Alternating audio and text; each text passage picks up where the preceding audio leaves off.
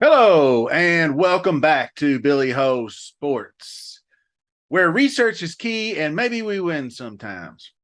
Today, we're going to preview the $1 million Grade 1 Pennsylvania Derby at Parks Racing this weekend. It's going to be a big day out there with actually another Grade 1, the Cotillion. So we got two Grade 1s with $1 million purses. They also have the Grade 2 Gallant Bob and the Grade 3 Greenwood, and then amongst other listed stakes. Also, don't forget about the Breeders' Cup coming up in just over 6 weeks. I have been releasing Contender Series videos on individual and paired horses. So be sure to check that out.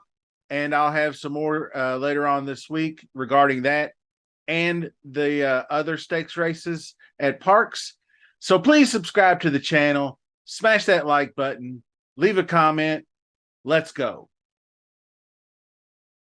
Okay, before we get to the contenders, let's talk a bit about Parks. Parks is generally regarded as a speed favoring track, and therefore it is advantageous to be either up front running or stalking close to the pace. Those horses that hit the front early are often able to get away from the potential closers. And some of the races that I've watched over the years and here recently lead to that. Same thing. It just looks like it's really difficult to make up ground down the stretch. I don't see horses running by very often late. So it's not a hard and fast rule, but handicappers have noted that wire to wire winners are commonplace at the track. So that's good to know, getting us into our first horse in the list of contenders. Take a look at those right now. Here's your list. Modern Era is the one horse, 50-1. Looks like a total long shot to me. I'm not going to spend a lot of time on it. Has yet to break his maiden. No stakes experience. Don't see it happening. Number 2, Dreamlike, is an entry from Todd Pletcher. I think Irad Ortiz is going to get the mount on this one. This colt is the son of Gun Runner, owned by the same Ripoll connections that own Forte, and was briefly on the Derby trail. If you're looking at this third place, if you remember that epic battle between Lord Miles and Hit Show in the Grade 2 Wood Memorial on the Derby trail earlier in New York, literally lost the race by a neck. He was the third horse in this battle, and he didn't give up a whole lot of ground. So after that race, must have took a lot out of him. They put him on the shelf for 3 months to continue training before breaking his maiden at Saratoga. His last race after the maiden was concerning, as it said that he stumbled out of the gate, but he was a 4-5 heavy favorite. But I didn't really see him stumble, but he did get off to a bit of a slow start, and there may have been some clipping in there that I can't see. But I don't think that was any excuse for the poor performance at 4-5. It just, other than horses tend to do this after getting their big win, breaking their maiden. Sometimes they don't have the same juice coming back. He came back a little bit soon. It was only maybe 4 weeks at the most. So it could have been a sooner than needed return for the connections there. I'm not really sure. But I am going to skip up to number 4. I'm skipping number 3, Saudi Crown, for just a second, because number 4, Magic Tap, Steve Asmussen trained. I believe the jockey will be Tyler Gaffleone. Morning line 5-1. If you just watched this last race, you saw this impressive looking gray horse barreling down the stretch to get the win, and that allowance over horses like Dreamlike we just talked about and Film Star. That was Magic Tap. The 4 horse in this race is the beautiful gray. So if he can improve off of that effort, it may get him close. But I think he still lies a little bit below the top dogs here. But if you're looking at the breeding, the connections, the trainer, the jockey, all line up to a horse that you don't want to fully dismiss. So keep Magic Tap on your radar. We'll see how the odds and the wise guys go. I mean, it's already 5-1 morning line for a horse that hasn't really done that much impressing yet, as these other ones have. So we'll move on. Now, that was the number 4, so we need to go back up to number 3 before I lose my spot, and that's going to be Saudi Crown. 7-2 morning line. And if we all remember Sally Crown from the Jim Dandy, one gave that winning effort, but was denied late by that head bob by Forte at the end. So close. Now maybe he just tired just a bit in the slop. Not sure. Going back one previous, the grade 2 Dwyer Stakes, he set the pace there as well, and he led the 3-5 favorite Fort Bragg into the stretch, but he lost the lead and lost to Fort Bragg. But he does show some fight down the stretch where he didn't give it up right away. So this race sets up very well, like I said, front runners types like that. So he'll have Florent Geroux in the saddle. Definitely going to be one of your top 2 or 3 choices going into the race. So another top 2 or 3 choice. We just covered the number 4 Magic Tap. Now we're going to number 5 Scotland, 6-1 morning line. A horse you have to pay a lot of attention to. I am as well. Came into the Travers as this wise guy kind of horse, went off about 7-1, but finished at the back of the pack 6th after setting early fractions, leading the race. Broke very well, went right to the lead from the 7 hole, set opening quarter in just under 24 seconds, a half in 48, and still pretty much leading into the final turn. But Junior Alvarado didn't really press the gas on a tiring horse, so he pulled back to almost last. But he should appreciate the cut back to 1 1/8, much like the win in the Curlin Stakes, where he went up heads up with Illicolo and defeated him, as you can see by the replay there.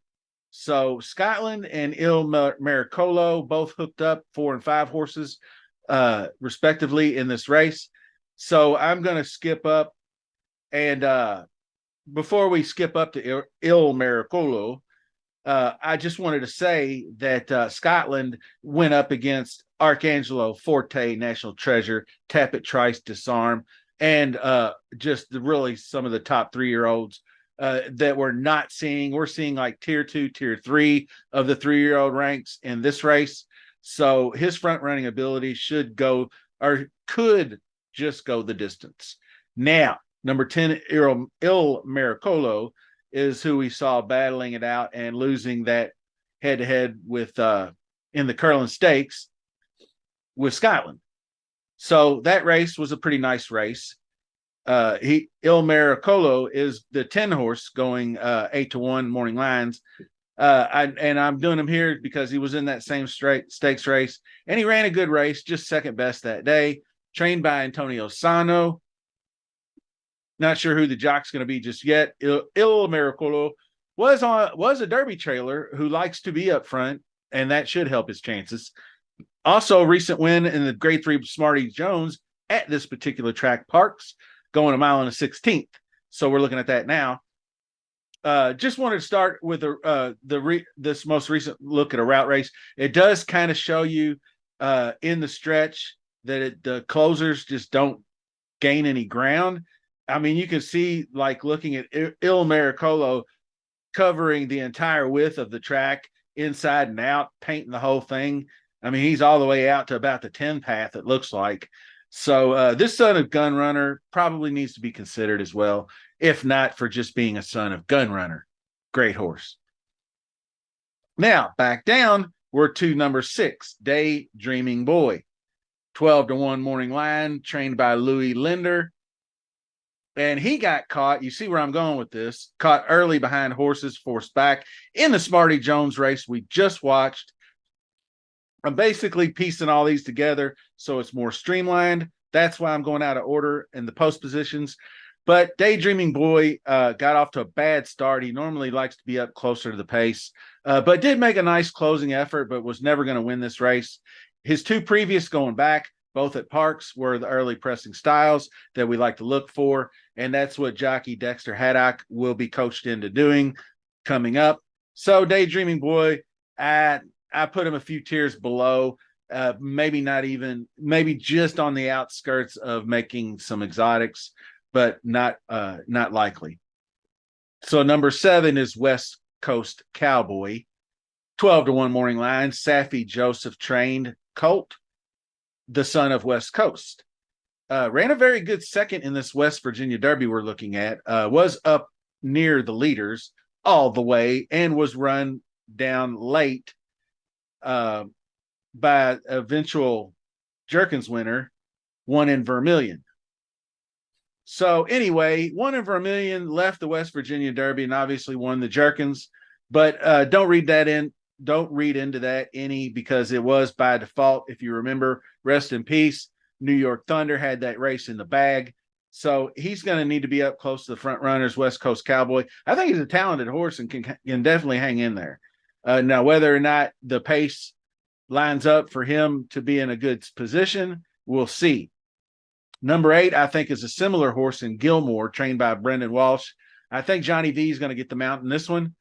He picked up a check recently in an optional claiming allowance race at Saratoga, and pretty much harder than it should have been as the chalk favorite. He had to battle down the stretch. And the previous races, the Grade 2 Amsterdam, was not a threat after brushing early, and he was taken back in that race. So pretty much a toss in my book. But the horse does have good results, like this Grade 1 Woody Stevens. He ran a solid race very well. I felt like he could have competed for the win, but it just didn't seem like he's going to fire in time. So I think Irad Ortiz was riding him. So maybe the switch in jockey styles might do something different. So Gilmore is definitely a tier, I'd say a tier up from West Coast Cowboy, slightly, not much. But number 9 is, I believe, Croupy is how you say that. 15-1, trained by Todd Pletcher. And this one's coming off back-to-back wins. Definitely one that had a forgettable Derby trail. Also ran 7th, 9th, pretty poor finishes in the Risen Star and the Wood Memorial. So took 3 months off to do some training and definitely improved over those 3 months, because he did get those back-to-back wins, but they weren't large field. I think one of them was even 3 horses. And one of them was, I forget, was trying dirt for the first time. Anyway, I'm going to have to see it from Croupy. I'm not down just yet. But like number 10, we've already covered. And now we're going to finish off with number 11, Bob Baffert's Reincarnate. We last saw him in this Los Alamitos Derby. I believe he was lined up to either run in one of the Travers Whitney, one of those stakes races, and then he pulled out for this one, which is probably a good idea, because I think he's got the best good chance to win amongst these front runners.